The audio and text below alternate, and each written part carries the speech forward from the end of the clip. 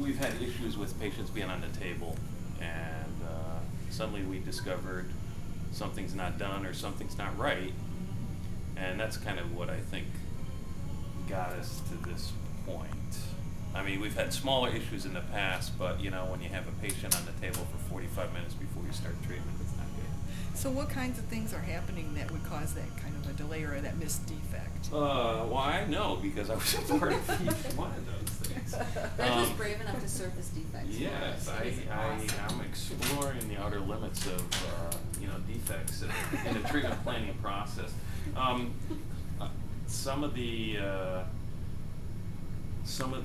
types of treatments that we do on patients are very, I guess, very infrequent.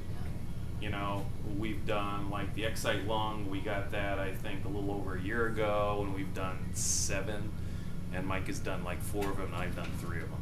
So, you know, basically when I went to do the treatment plan, it was planned correctly, but the setup point where what the therapists see before the image on the spine first, and I originally set it up to start on the actual target, and that's wrong. It should have been started on the spine, and then you go from once you know where you are on the patient's spine, then you can tell the computer, okay, now go move to the target. And so,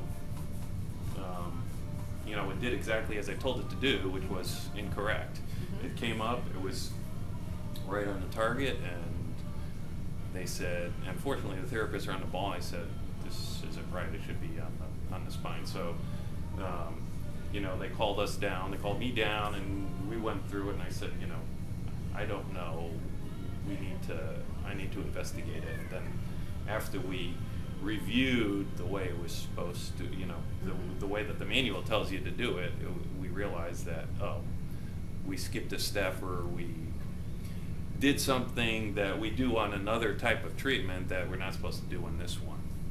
So you got a great team effort. The team pulled together, the patient's on the table, the radiation therapist says, hey, this doesn't look right, calls you up. Mm-hmm. So there was no, it was a near miss. We didn't do any delivery of radiation. We didn't do any delivery. Okay. Other than, we imaged the patient, and then we said, this is not right. So, yeah. So what did that tell us to do next? I mean, when you're looking at so it got us to a fish. So what was the benefit in doing this for you, Greg? Other people's viewpoint, and it's not just. I mean, since there's so many people involved, there's little,